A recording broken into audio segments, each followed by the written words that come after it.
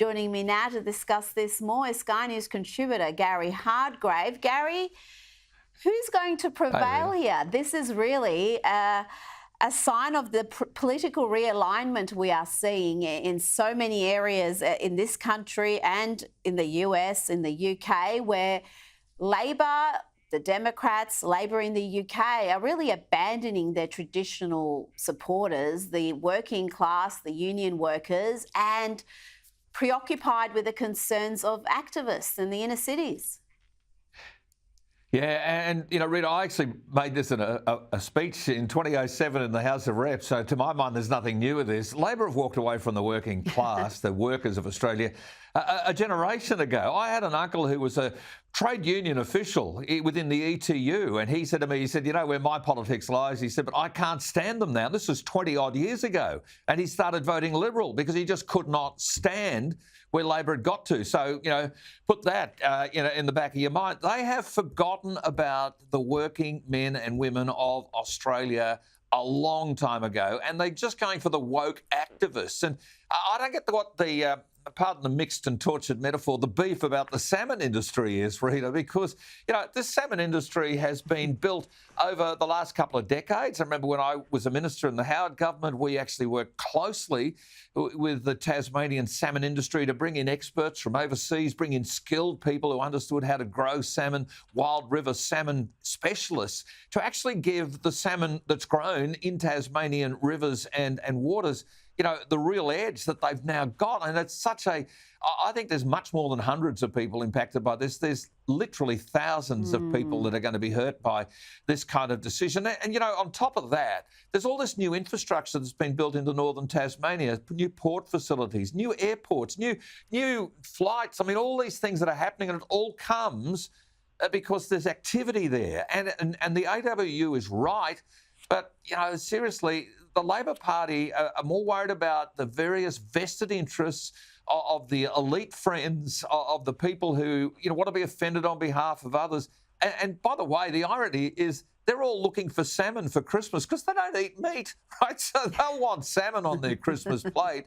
And here they are killing off homegrown, Australian-grown, Tasmanian-grown salmon. And what are they going to use? Imported stuff? I mean, it's just one of the many industries, which is why Tanya Plibersek is a walking, talking sovereign risk to investment in Australia. She's bad news. Wow, and we've got the whole other aspect there, the leadership tensions that exist between her and Anthony Albanese. That's a discussion for another day. Now, there was a must-read piece in today's Herald Sun. Award-winning sports journalist Michael Warner has written about how woke and hypocritical the AFL is. He writes of the AFL's endless virtue signalling. He said persistent welcome to country ceremonies, pride rounds, pre-match knee dropping and race baiting doesn't unite Australians. It creates a growing level of resentment, turning us against each other.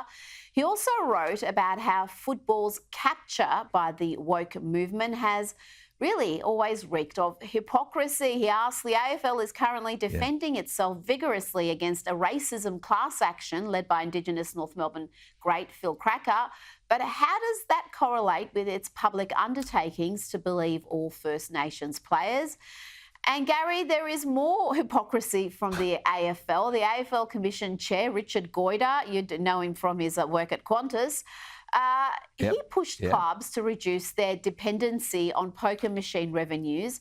But at the same time, he's overseen a boom in the AFL's lucrative relationship with sports betting agencies. The hypocrisy, the woke virtue signalling, the incoherent just grandstanding, it really is a turn-off for fans, but is it going to be enough to actually impact crowd numbers, people watching the game? Because people love the sport. They're going to watch regardless. Yeah, and look, Rita, the tribalism of AFL is about the suburbs of Melbourne and the suburbs of Sydney, Adelaide, Perth and Brisbane. I mean, it really is. That's the tribalism. And, I'm in Brisbane. The Brisbane Lions are Fitzroy Lions. I kind of understand it. I bonded with Harry Scullin when he was, Harry Jenkins, rather, when he was the member for Scullin, and he was a mad Fitzroy supporter. So therefore, he and I agreed on that, if nothing else. He was on the left of Labor and I wasn't, of course. But, I get it. I understand the tribalism, and I understand enough of the history of it to think it's actually terrific. But you know what? Everybody cheers him on. A mad mate of mine loves Richmond, and when Richmond drops out, he backs the Brisbane Lions. Another friend of mine loves Collingwood, and he's always looking for friends some years, and other years he's got plenty of them. I mean, this is really what the AFL should be doing. But to find ways to divide people based around their personal, ethnic or religious circumstances, that's crazy. It's the Australian Football League. It should be about Australia, not the WFL, the woke football league. They've gone the wrong way. They want to go into division rather than to highlight how each person's diversity has common ground and the strengths that come from that. It is wrong. It's crazy. All the welcomes to country are really doing a lot of people in. I hear this groan on every Qantas flight when they welcome me to my own country.